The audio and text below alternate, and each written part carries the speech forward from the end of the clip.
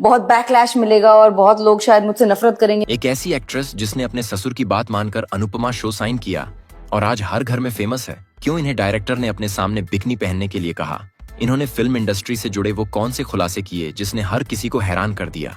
क्यों south industry में 11 साल तक काम करने के बाद उसे छोड़ दिया? अगर आप भी जानना चाहते हैं इन सवालों के जवाब तो वीडियो के लास्ट तक बने रहे। दोस्तों, वैसे तो आप समझ ही गए होंगे कि हम किस टीवी एक्ट्रेस की बात कर रहे हैं। जी हाँ, सही समझे, हम बात कर रहे हैं टीवी शो अनुपमा में काव्या के किरदार के लिए घर घर में पहचाने जाने वाली मदालसा शर्मा की, जो नेगेटिव किरदार को भी इतनी बखूबी से निभाती है कि लोग उनसे नफरत करने के बजाय उनके दीवाने हो जाते हैं। टीवी डेब्यू करने से पहले मदालसा ने कुछ बॉलीवुड और कई साउथ इंडियन फिल्में की हैं।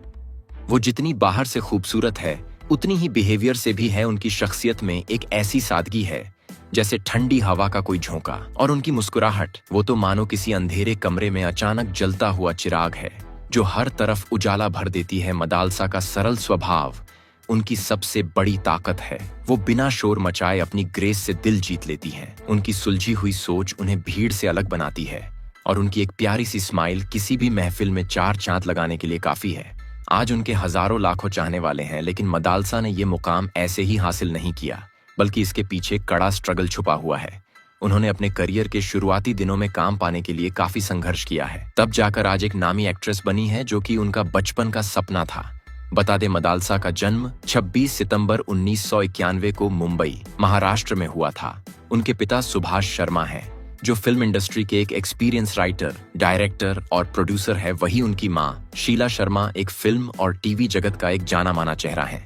उन्होंने नदिया के पार, हम साथ साथ हैं, यस बॉस, घातक, चोरी चोरी, चुपके चुपके जैसी ब्लॉकबस्टर फिल्मों में काम किया है, जबकि टीवी पर उन्हें B.R. चोपड़ा की महाभारत में भगवान कृष्ण की माता देवकी के किरदार के लिए आज भी याद किया जाता है। यानी अगर हम कहें कि मदालसा को अदाकारी का तोहफा उनके माता पिता से विरासत में मिला है, तो ये कहना गलत नहीं होगा। वो बचपन से ही एक एक्ट्रेस बनने का ख्वाब देखती थी। इसके अलावा मदालसा को डांस का भी बेहद शौक था, जिसके लिए उन्होंने डांस क्लास ज्वाइन कर ली और प्रोफेशनल डांस सीखने लगी। वहीं उनकी एजुकेशन की बात करें तो मदालसा ने मुंबई के मार्बल आर्क स्कूल से 12वीं तक की पढ़ाई पूरी की है। इसके बाद उन्होंने मुंबई के मीठीबाई कॉलेज में एडमिशन ले लिया और वहां से BA इन इंग्लिश लिटरेचर की डिग्री हासिल की। मदालसा को बचपन से ही किताबों से गहरा लगाव रहा। उन्हें आप एक किताबी कीड़ा कह सकते हैं, जिन्हें खाली समय में किताबें पढ़ना और जैसा कि हमने पहले बताया कि डांस करना बहुत पसंद था।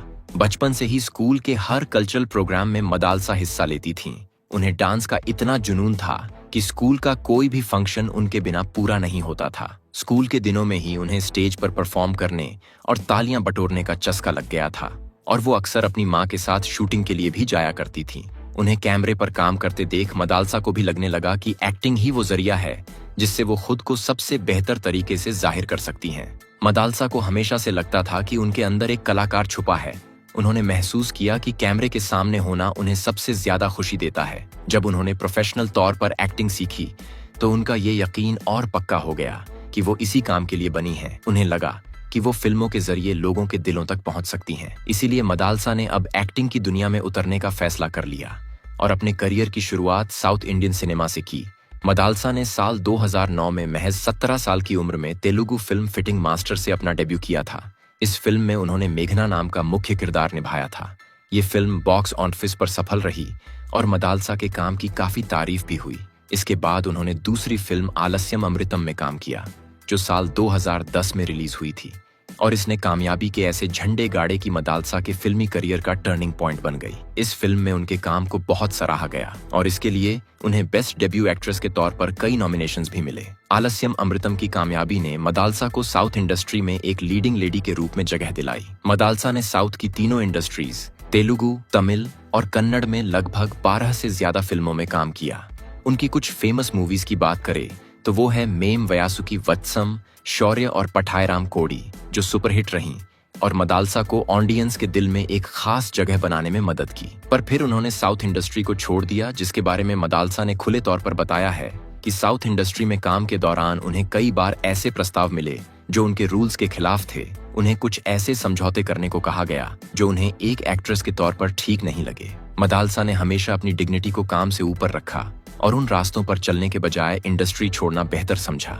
इसके अलावा उन्हें फिल्मों में अक्सर एक ही तरह के ग्लैमरस किरदार मिल रहे थे, जबकि वो अपनी एक्टिंग स्किल्स को और गहराई से दिखाना चाहती थीं, जो उन्हें फिल्मों में नहीं मिल पा रहा था। इसलिए मदालसा ने हिम्मत दिखाते हुए साउथ की जमी जमाई पहचान को पीछे छोड़ा और मुंबई लौट आई। और मुंबई यहाँ आने के बाद उन्होंने अनुपमा के लिए ऑडिशन दिया और काव्या बनकर वो मुकाम हासिल किया जो 11 साल की फिल्में नहीं दे पाई थीं। इस शो में काव्या गांधी का किरदार उनके करियर का सबसे मजबूत टर्निंग पॉइंट साबित हुआ, जिसने उन्हें घर घर में मशहूर कर दिया।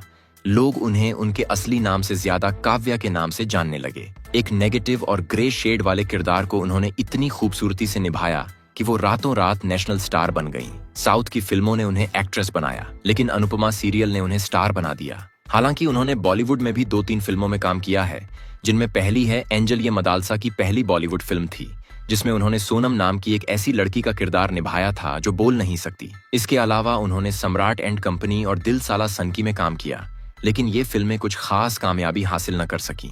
लेकिन अनुपमा की वजह से मदालसा फेमस हो गई और इस बात को वो दिल से कबूल करती है। वो बिना किसी से डरे खुलकर इंटरव्यूज में अपनी बात रखती है, जैसा कि उन्होंने हाल ही में एक इंटरव्यू में कुछ ऐसी बातें बताई जिसे सुन हर कोई दंग रह गया। वो क्या बातें हैं जानने के लिए पहले वीडियो को लाइक शेयर करके हमारे चैनल को सब्सक्राइब कर लीजिए। दरअसल मदालसा ने द फेमिनिस्ट पॉडकास्ट में अपने करियर के शुरुआती दिनों के एक बेहद चौंकाने वाले एक्सपीरियंस को शेयर किया और बताया कि कैसे एक नामी फिल्म डायरेक्टर ने उनके सामने एक ऐसी मांग रखी थी जिसने उन्हें अंदर तक झकझोर दिया था। मदालसा ने अपनी आप बीती सुनाते हुए कहा, ये बात तब की है जब वो महज 19 साल की थीं और करियर के शुरुआती दौर में थीं।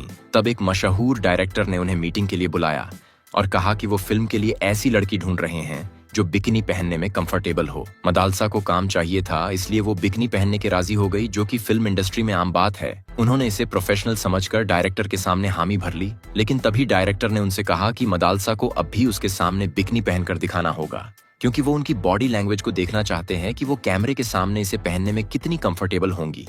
उसका कहना था कि जब कोई कलाकार कम कपड़ों में होता है तो उसकी चाल ढाल और बात करने का तरीका बदल जाता है। डायरेक्टर की सबसे गलत बात ये थी कि वो ये सब कैमरे के सामने या किसी क्रू मेंबर की मौजूदगी में नहीं, बल्कि अपने केबिन में अकेले में देखना चाहता था। उसने मदालसा से वहीं कपड़े बदलकर बिकिनी पहनने को कहा। मदालसा समझ गईं कि ये कोई स्क्रीन टेस्ट नहीं बल्कि कास्टिंग काउच का एक तरीका है, इसलिए उन्होंने डायरेक्टर से साफ कह दिया कि वो एक प्रोफेशनल एक्ट्रेस है।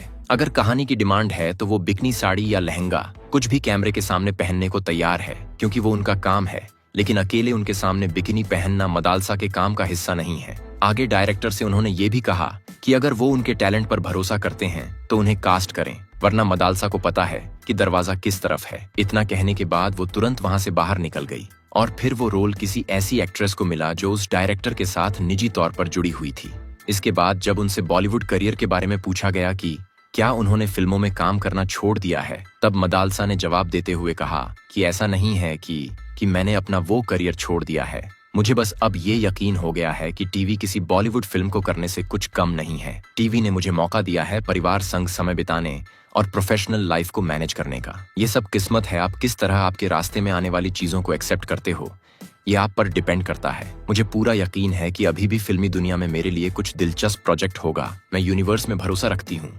मदालसा ओटीटी की दुनिया में भी कदम रखना चाहती है, लेकिन वो किसी भी तरह के इंटीमेट सीन करने को लेकर कंफर्टेबल महसूस नहीं करती हैं, और यही उनके पति की भी सोच है। बता दें, मदालसा के हस्बैंड कोई और नहीं बल्कि महाअक्षय चक्रवर्ती है, जो बॉलीवुड के डिस्को डांसर यानी दिग्गज एक्टर मिथुन चक्रवर्ती के बेटे हैं।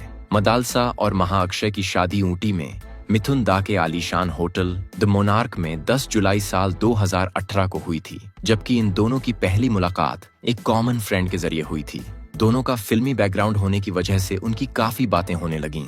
शुरुआत में वो केवल अच्छे दोस्त थे। मदालसा के मुताबिक महाअक्षय बहुत ही शांत और सरल स्वभाव के इंसान हैं। उनकी इसी सादगी ने मदालसा का दिल जीत लिया। लगभग 3 साल तक एक दूसरे को डेट करने और करीब से जानने के बाद उन्होंने अपने रिश्ते को अगले पड़ाव पर ले जाने का फैसला किया। अब क्योंकि दोनों के परिवार एक दूसरे को सालों से जानते थे, इसलिए इस शादी के लिए दोनों तरफ से तुरंत हाँ मिल गई और इस तरह मदालसा और महाअक्षय शादी के बंधन में बंध गए और आज एक हैप्पी मैरिड कपल की तरह अपनी जिंदगी जी रहे हैं। बता दें, मदालसा अपने ससुर मिथुन चक्रवर्ती के बहुत करीब हैं, जो उन्हें अपनी बहू नहीं बल्कि बेटी की तरह मानते हैं। मिथुन दा ही वो इंसान थे जिन्होंने मदालसा को मुश्किल समय में गाइड किया और टीवी में काम करने के लिए कहा। उन पर यकीन करके मदालसा ने अनुपमा शो के लिए हामी भर दी। जिसका नतीजा ये हुआ कि आज वो हर घर में छाई हुई है। इसलिए कहते हैं बड़ों की बात माननी चाहिए, क्योंकि उसमें तजुर्बे का निचोड़ और हमारी तरक्की का रास्ता छुपा होता है। तो दोस्तों, आपको मदालसा कैसी लगती है? अपना जवाब कमेंट में जरूर बताइए। वीडियो को लाइक शेयर करके हमारे चैनल को सब्सक्राइब कर लीजिए। मिलते हैं अगली वीडियो में, तब तक के लिए बाय बाय।